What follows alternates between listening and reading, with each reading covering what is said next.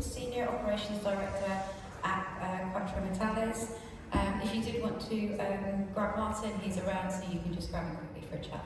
Thank you.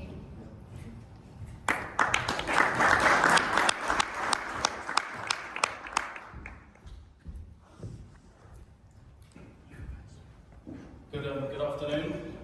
If I could firstly just say it's been fantastic to hear the views from the panels and the strong presentations that's been happening so far over the past couple of days. Thanks to Mining Journal for having us here for these past few days, and obviously thanks to Rick for hosting us so well.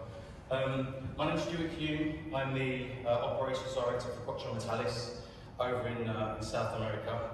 Ecuador's very much open for business. We're a company that's very optimistic about Ecuador.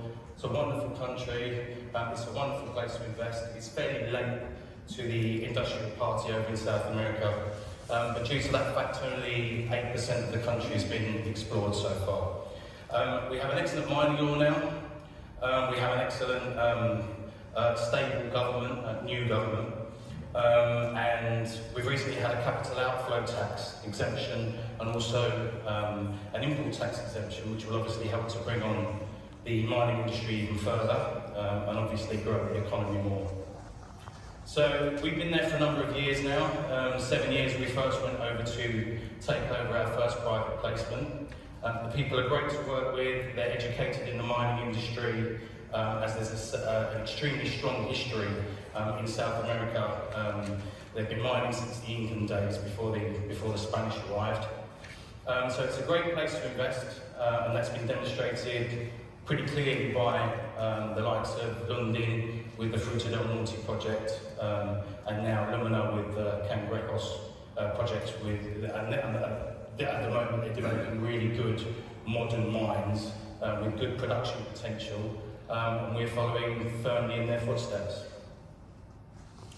So, briefly about Quattro Metallis. We have an enterprise value of around $5 million, so we're a very junior explorer and developer, but we like to keep relevant in our sector in Ecuador. I echo Martin's statements that yeah, that's where the value is that we see too.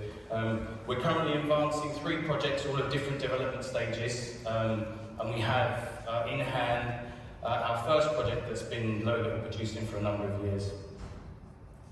Myself and our commercial director are heavily involved in the ownership of the company, and we have a number of significant high net worth individuals, family offices, and investment companies that have backed us over the past sort of 8 years really. Based mainly in Europe, but also out in the Americas and the Middle East, in Asia.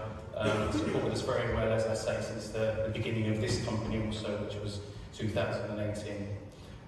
They share our vision for Ecuador and also our positivity for the region.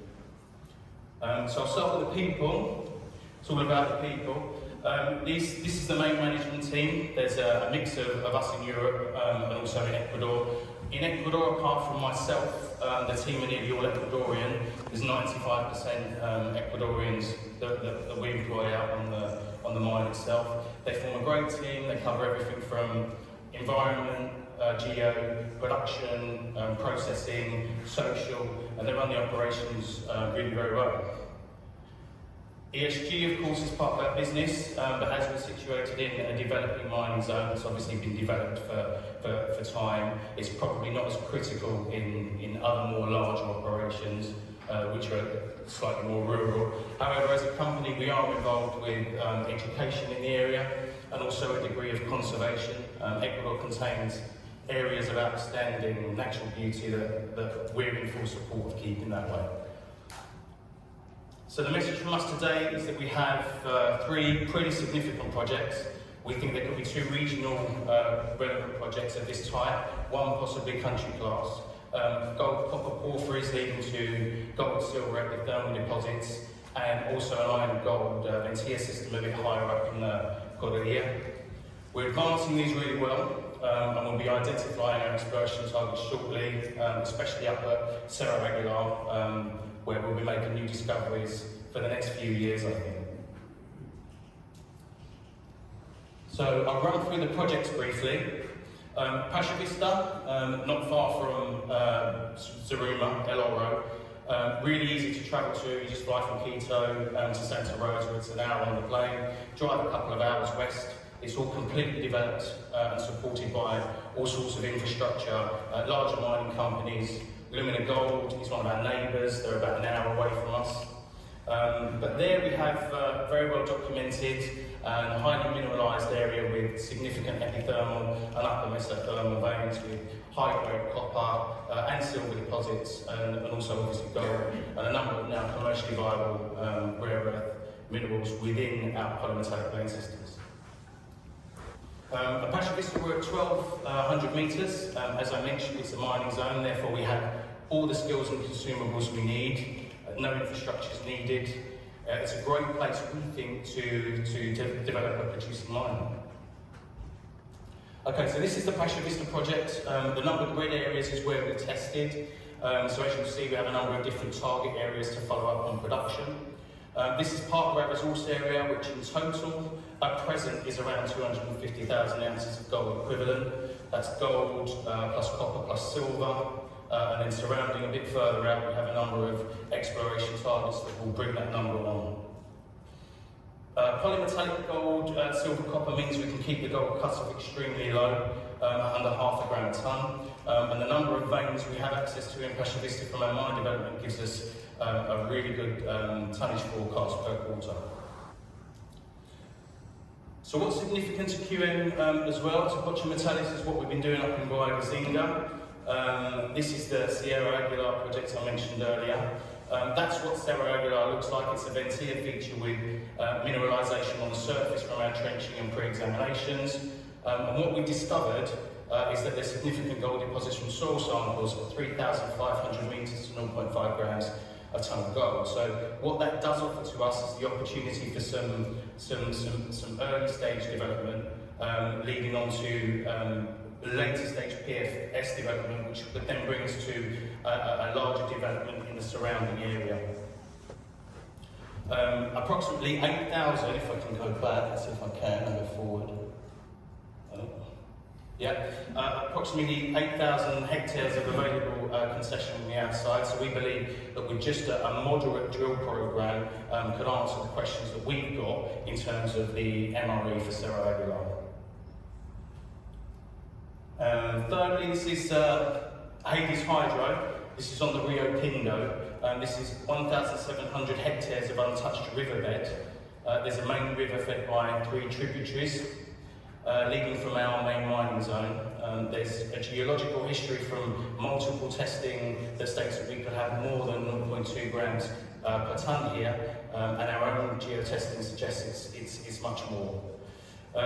So calculating to only 6 metres down at that conservative grade, we've likely got a resource here of well over 50,000 ounces of 80% plus gold, with minimal SR that we could extract over a 5 to 10 year period using yellow iron that interestingly we can produce with B20 biofuel standard or more as the years go on, making the project a gold production project with a more sustainable method and also with minimal sustaining costs. So what's ahead for us? So we've got the mineral resource, we've got some exploration and production targets. We'll be bringing Pasha Vista online next year, along with bringing online a number of more smaller, higher grade volume mines with good MREs in order to feed in our bulk processing plant and continue to lower our sustaining costs. So you can probably see where we're going with the bottom line, is that we're building up from a series of group 4 to 3 type opportunities to eventually between a 3 to 2 type tier opportunity as a corporation whole. So by definition, our goal would be greater than 50,000 ounces of gold equivalent per year, less than $500 all-in sustaining costs, and for a minimum project life of 15 years. And that's the target we've set ourselves for the next 4 to 5 years. So plenty of opportunity for our region's reserves, which is still an important belt to Ecuador, which contains high-grade ore bodies and still represents a more significant development centre in the country. And further ahead, we're looking forward to drilling up at Sierra Aguilar, hit more production and exploration targets at Pasha Vista in order to increase the resource and obviously increase that value. And of course, commencing with the alluvial production at Hades Hydro next year in order to set up a gold production facility with increased net zero compliance. So yeah, I think we have a very exciting period ahead of us, and I encourage you to have a look at some of the material we're producing online and contact our commercial director, Paul Dunmore, for further information, or come and see us in the booth. We've got a booth upstairs also for a chat in the few hours we've got left, and we'll be certainly happy to share more information about what we're planning and, more importantly, what we're doing. And yeah, thank you very much for your attention.